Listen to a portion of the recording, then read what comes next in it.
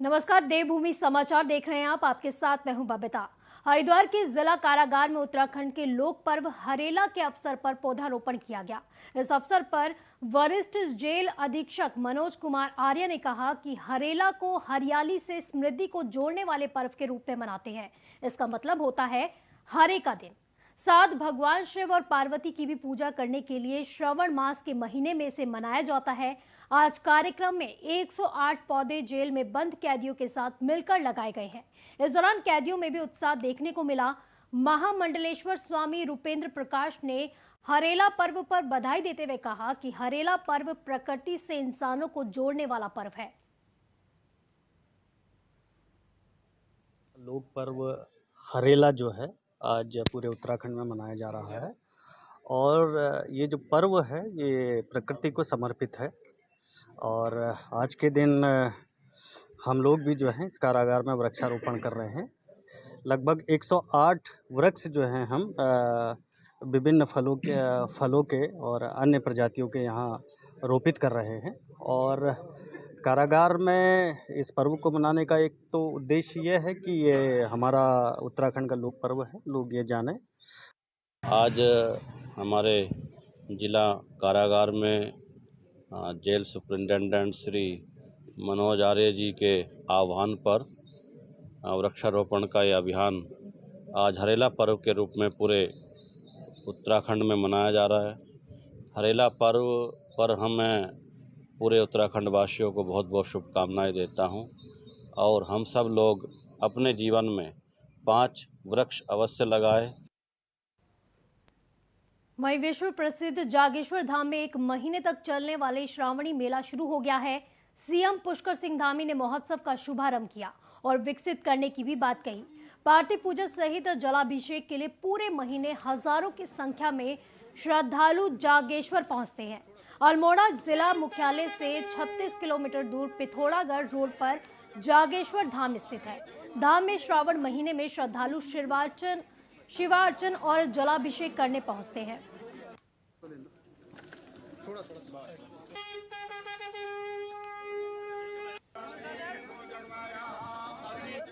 लोगों ने आगे के लिए जो मानसखंड कॉरिडोर, मानसखंड माला मंदिर माला मिशन जिसको हमारी सरकार ने प्रस्तावित किया है, उसमें जागेश्वर धाम हर प्रकार से यहाँ का विकास हो, यहाँ का सौंदर्यीकरण हो और इसका तो स्कंद पुराण से लेकर सभी में उल्लेख है, इसलिए यहाँ की बहुत महत्ता है। मैंने भगवान जागेश्वर बाबा से प्रार्थना की है कि पूरे प्रदेश के अंदर सुख समृद्धि हो, हमारा प्रदेश आगे जाए, हिंदुस्तान के श्रेष्ठ राज्यों में हमारी गिनती हो, हर प्रकार से आपदाओं से विपदाओं से मुक्ति हो, सभी की सुख समृद्धि हो, ये भगवान से प्रार्थना।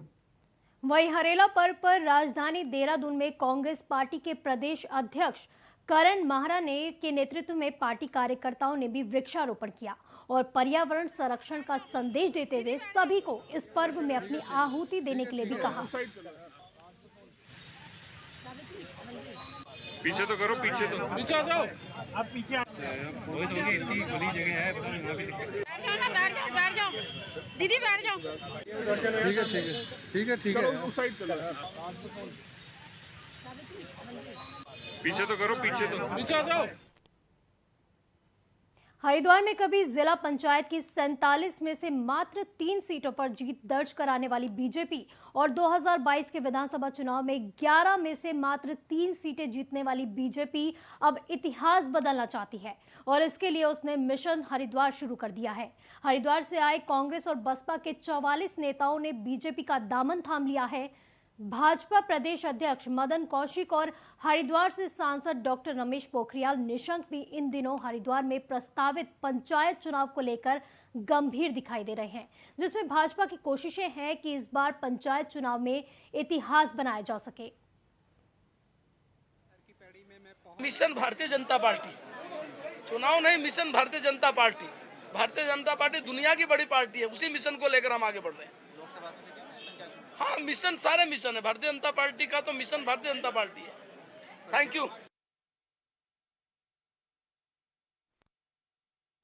जनता पार्टी का किला इतना मजबूत हो रहा है कि लोग ये कह रहे हैं कि ग्राम प्रधान से लेकर प्रधानमंत्री तक आगे 25 साल तक भारतीय जनता पार्टी ही रहनी चाहिए, तभी देश में उसको शिखर तक पहुंच सकेगा। और मैं समझता हूं कि जिस तरीके से भारतीय जनता पार्टी में कांग्रेस के वरिष्ठ पदाधिकारी, बीएसपी के वरिष्ठ पदाधिकारी लगातार और लगातार सम्मिलित हो रहे हैं, वो इस बात का प्रमाण है कि उत्तराखंड भारतीय जनता पार्टी बहुत मजबूत हो गई। वहीं हरेला पर्व को लेकर मुख्यमंत्री पुष्कर सिंह धामी ने प्रदेशवासियों को बधाई देते हुए कहा कि ये हम सभी की जिम्मेदारी है और इस जिम्मेदारी का सभी को निष्ठा के साथ निर्वहन करना है। हरेला पर्व को लेकर मुख्यमंत्री पुष्कर सिंह धामी ने कहा कि जो भी इस हरेला में वृक्षारोपण करे उसे सिर्फ वृक्षारोपण तक ही नहीं बल्कि उस पौधे के संरक्षण और संवर्धन की भी जिम्मेदारी लेनी होगी, जिससे पर्यावरण का भी संरक्षण हो सके।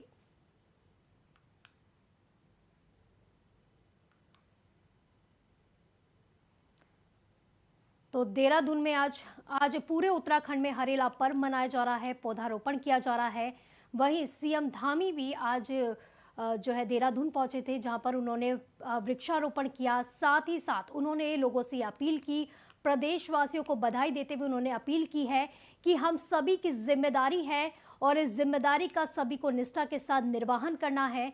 हरेला पर्व को लेकर मुख्यमंत्री पुष्कर सिंह धामी ने कहा कि जो भी इस हरेला में वृक्षारोपण करे उसे सिर्फ वृक्षारोपण तक ही सीमित नहीं रहना है। काम कर रहे हैं, वहीं हम लोगों ने प्रकृति संरक्षण के लिए, नदियों के पुनर्जीवन के लिए, जल संरक्षण के लिए भी पूरे माह ये अभियान चलेगा। और जो हमारी कांवड़ यात्रा चल रही है, उस कांवड़ यात्रा में भी हमने ग्रीन कांवड़, क्लीन कांवड़ का नाम दिया है। वहाँ पर भी हमारे वन विभाग के द्वारा उनको पौधे दिए जाएंगे, जो अपने अपने स्थानों पर ले जाकर सारे कांवड़ के लोग उसको वृक्षारोपण को करेंगे। जहाँ एक तरफ हम आज ये हमारा पर्व हरेला मना रहे हैं, वहीं हम आज संकल्प भी ले रहे हैं कि हम प्रकृति का संरक्षण करेंगे, प्रकृति के संवर्धन के लिए काम करेंगे और जो भी प्राकृतिक रूप से हो सकता है उन सभी में अपना योगदान। वहीं हरिद्वार गंगा में डूब रहे कांवड़ियों के लिए जल पुलिस देवदूत बनकर रही है। हरिद्वार के हर की पैड़ी के पास गंगा में नहा रहे कांवड़ियों का तेज बहाव होने के कारण पैर फिसल गया और गंगा में बह गए, लेकिन जल पुलिस की तत्परता के कारण कांवड़ियों को सकुशल बचा लिया गया, जिसका वीडियो सोशल मीडिया पर भी खूब वायरल हो रहा है। आपको बता दें कि अलीगढ़ से कांवड़ लेने आए अमित कुमार को जल पुलिस ने डूबने से बचाया है।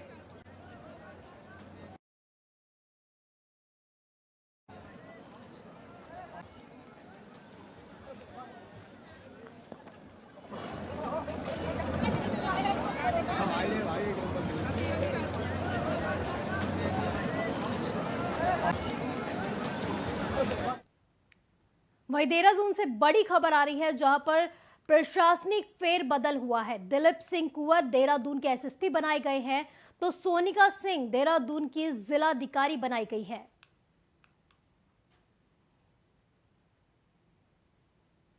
तो देहरादून से बड़ी खबर, जहां पर देहरादून में प्रशासनिक फेरबदल हुआ है, डीएम और एसएसपी नियुक्त किए गए हैं। तो नए डीएम और एसएसपी नियुक्त किए गए हैं, जिसमें दिलीप सिंह कुंवर को देहरादून का नया एसएसपी बनाया गया है, तो सोनिका सिंह को देहरादून का डीएम बनाया गया है।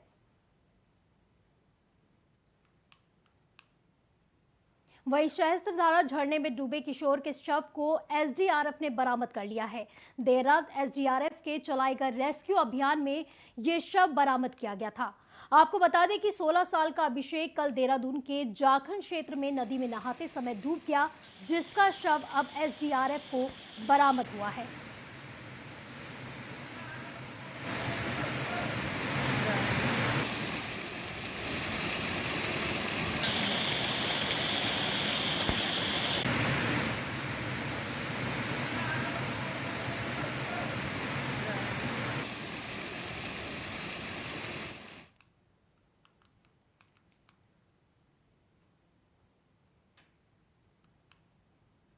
इस अवसर पर जिला प्रशासन ने जनपद भर में वृक्षारोपण कार्यक्रम आयोजित किया है। मुख्य कार्यक्रम राजकीय इंटर कॉलेज गुरना क्षेत्र में आयोजित हुआ, जहां पर जिलाधिकारी डॉक्टर आशीष चौहान ने विभिन्न प्रजाति के पौधे का रोपण किया। इस अवसर पर डीएफओ मुख्य विकास अधिकारी अनुराधा पाल, अपर जिलाधिकारी एफआर चौहान सहित जनप्रतिनिधियों, विभिन्न विभागों के अधिकारी और स्कूली छात्र छात्राओं ने भी पौधारोपण किया।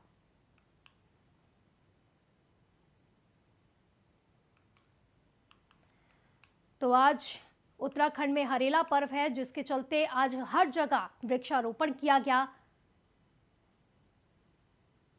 तो 1 महीने तक ये हरेला पर्व चलेगा। इसी को लेकर अलग अलग जगहों पर पौधारोपण किया जा रहा है। पिथौरागढ़ में भी पौधारोपण किया गया है। तो वहीं इस कार्यक्रम के दौरान मुख्य कार्यक्रम राजकीय इंटर कॉलेज गुरना क्षेत्र में यह आयोजित किया गया, जहां पर जिलाधिकारी डॉक्टर आशीष चौहान ने विभिन्न प्रजातियों के पौधों का रोपण किया।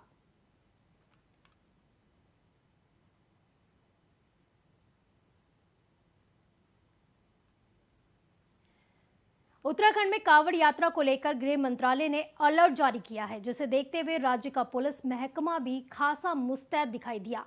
राज्य के पुलिस महानिदेशक अशोक कुमार का कहना है कि करीब 400 सीसीटीवी कैमरे और ड्रोन कैमरों से कांवड़ मेले की निगरानी की जा रही है। डीजीपी ने कहा कि राज्य के 4 जिले जिनमें कांवड़ यात्रा होकर गुजरती है, पौड़ी, टिहरी, दून, हरिद्वार जिलों के कप्तानों को खास तौर पर अलर्ट रहने को कहा है। इसके साथ ही जिलों की LIU खुफिया यूनिट को भी खासा अलर्ट रहने को कहा गया है। 20 तारीख के बाद एकाएक भीड़ में इजाफा होना तय हो गया है। अफसरों को सख्त निर्देश दिए गए हैं कि कोई भी लापरवाही नहीं की जाए।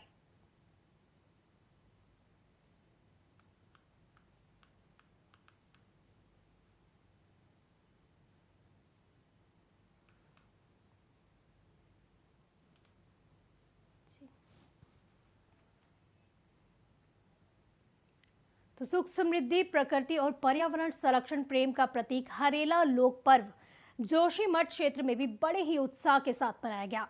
सावन महीने के पहले दिन इस प्रकृति लोक पर्व में नंदा देवी नेशनल पार्क के सौजन्य से जोशीमठ के विभिन्न वार्डों में वृक्षारोपण किया गया।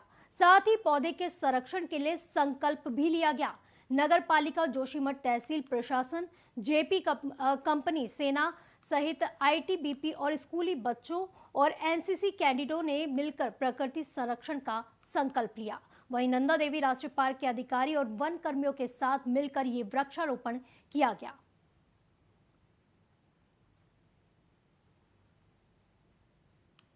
तो आज उत्तराखंड में हरेला पर्व मनाया जा रहा है। हरेला पर्व की शुरुआत हो गई है। 1 महीने तक ये पर्व मनाया जाएगा। वहीं उत्तराखंड के अलग अलग जिलों में वृक्षारोपण किया गया। इस त्योहार को लेकर कई प्रोग्राम किए गए, कार्यक्रम रखे गए, जहां पर अलग अलग प्रजातियों के पौधारोपण किया गया।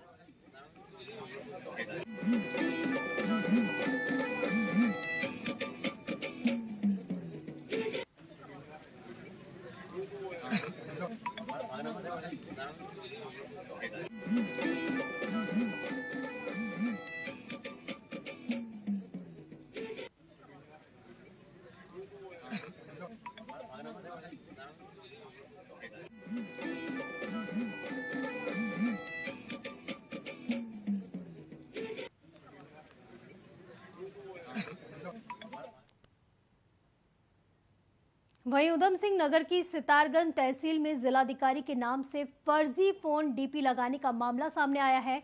इस फर्जीवाड़े में सितारगंज के तहसील जगमोहन त्रिपाठी को ही जाल में फंसाया जा रहा था। आपको बता दें कि तहसीलदार के पास जिलाधिकारी के नाम से एक संदेश आया। नंबर की जांच करने पर DM युगल किशोर पंत की डीपी लगी थी, लेकिन उन्होंने संदेह होने पर समय पर ही जिलाधिकारी से बात कर स्थिति को स्पष्ट कर लिया, जिसके बाद तहसीलदार जगमोहन त्रिपाठी ने सितारगंज थाने को मामले में लिखित तहरीर भेजी है। 7:20 में एक मोबाइल नंबर 86602041 से एक मैसेज आता है। मैसेज देखने पर व्हाट्सएप में DM सर की फ़ोटो लगी होती है और DM सर का नाम उल्लेखित है। और उसके बाद 2-3 मैसेज जब लगातार आते हैं तो उसके बाद मेरे द्वारा DM सर से दूरभाष पर वार्ता की गई। उनके द्वारा कहा गया कि मेरे द्वारा कोई चैट नहीं की गई है। उसके उपरांत मैंने थाना कोतवाली में एक सूचना प्रस्तुत की गई है और आम जनमानस से भी मेरा निवेदन है कि वो साइबर ठगों के चक्कर में ना पड़े एवं कहीं से कोई सूचना साइबर ठगों द्वारा कोई ठगी की जाती है तो स्थानीय थाना कोतवाली में सूचना। वहीं देवाल विकासखंड के ब्लॉक सभागार में ब्लॉक प्रमुख दर्शन दानू की अगुवाई में एक बैठक को आयोजित किया गया, जिसमें विकासखंड के बाजार क्षेत्र में स्वच्छता बनाए रखने को लेकर चर्चा की गई। बैठक में विकासखंड के अधिकारी, राजस्व विभाग, बैंक कर्मी समेत स्थानीय व्यापारियों, मकान मालिकों, किराएदारों ने भी शिरकत की। देवाल बाजार में फैल रही गंदगी, सड़क के दोनों ओर कूड़ा करकट न डाले जाने और देवाल में शहरी निकायों की तर्ज पर कूड़ा निस्तारण केंद्र बनाने पर चर्चा की गई। देखिए, जिस तरीके से हम देखते हैं कि हमारे देश के यशस्वी प्रधानमंत्री जी ने पूरे देश के भीतर एक मुहिम चलाई थी स्वच्छता को लेकर, और जो मुहिम गांव-गांव तक पहुंची भी है। और हम देखते थे अपने विकासखंड में आए दिन हम देखते हैं कि जो देवाल विकासखंड है उसके स्टार्टिंग में भी और एग्जिट में भी दोनों तरफ कूड़े के ढेर लगे रहते हैं, क्योंकि यहाँ पर कूड़ा निस्तारण का केंद्र नहीं है और लोगों की भी ये समस्या है कि कूड़ा डालें कहाँ। हम सब, मेरे जितने भी हमारे क्षेत्र पंचायत के सदस्य हैं, मैं उन सब का धन्यवाद देना चाहता हूँ कि हम सब के प्रयास से हमने एक नई मुहिम देवाल विकासखंड में करने जा रहे हैं। जिस तरीके से नगर पालिका, नगर पंचायत, हमारे नगर निगमों में व्यवस्था होती है कूड़ा निस्तारण के साथ साथ गाड़ी से उसको ले जाना, घर से कूड़ा उठाना, इस तरीके की व्यवस्था हम अपने विकासखंड में सुचारू कर रहे हैं। वहीं उत्तराखंड के शिक्षा विभाग के नए सत्र से नई शिक्षा नीति को लागू कर दिया गया है। उत्तराखंड के प्री प्राइमरी स्कूलों में नई शिक्षा नीति को लागू कर दिया गया है। वहीं पूर्व केंद्रीय शिक्षा मंत्री और हरिद्वार सांसद डॉक्टर रमेश पोखरियाल निशंक ने नई शिक्षा नीति के लिए प्रधानमंत्री नरेंद्र मोदी और मुख्यमंत्री पुष्कर सिंह धामी को धन्यवाद कहा। साथ ही कहा कि कैम्ब्रिज और हॉवर्ड जैसे विश्वविद्यालय ने एनईपी 2020 को गेम चेंजर कहा है। आपको ये भी बता दें कि उत्तराखंड एनईपी 2020 को लागू करने वाला देश का पहला राज्य बन गया है।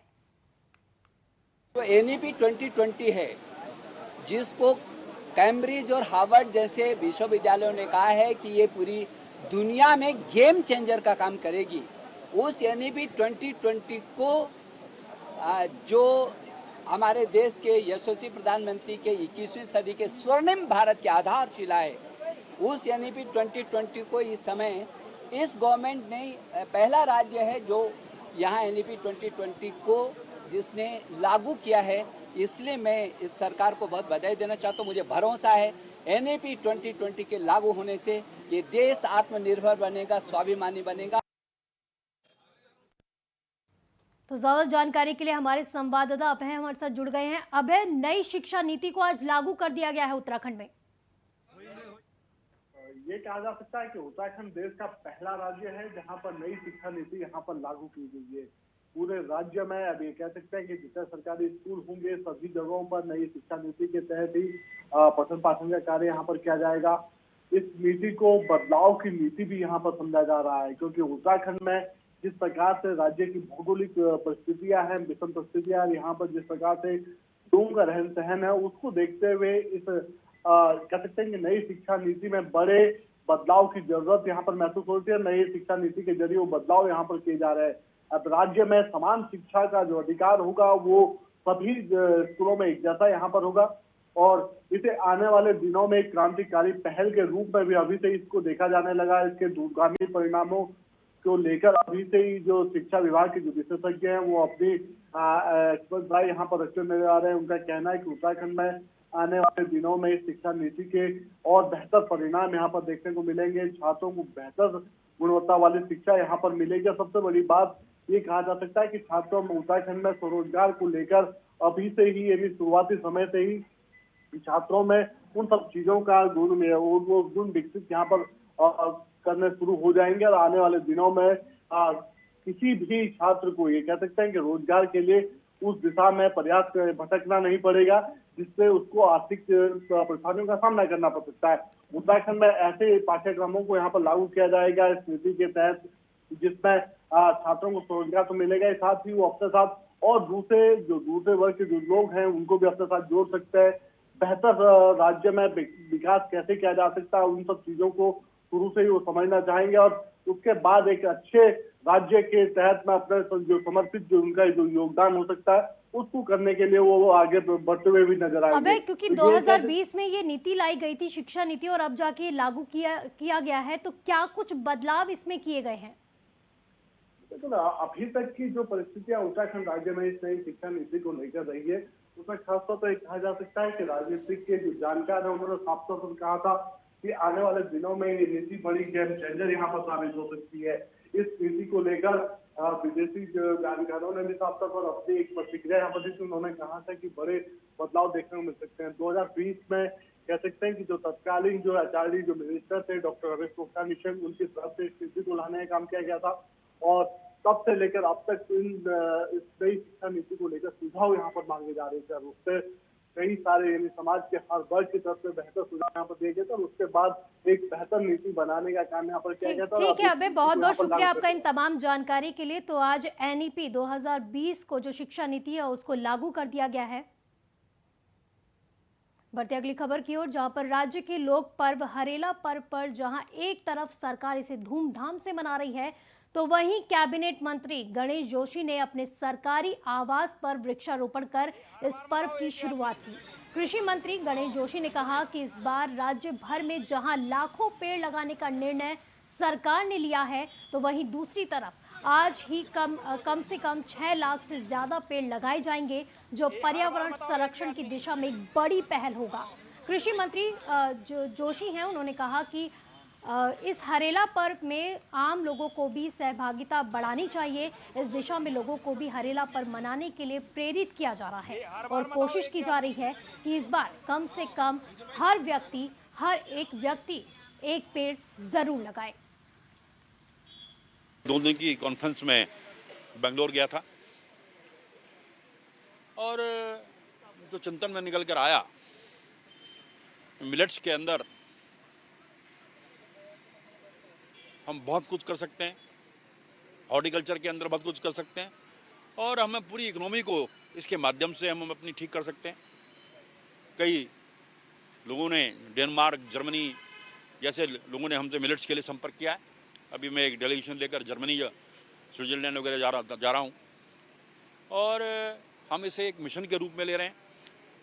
देश के प्रधानमंत्री मोदी जी ने वर्ष 2023 को मिलेट मिशन के रूप में लिया है, क्योंकि आज जो मिलेट्स है या तो गरीब की थाली में होता है या अमीर की थाली में।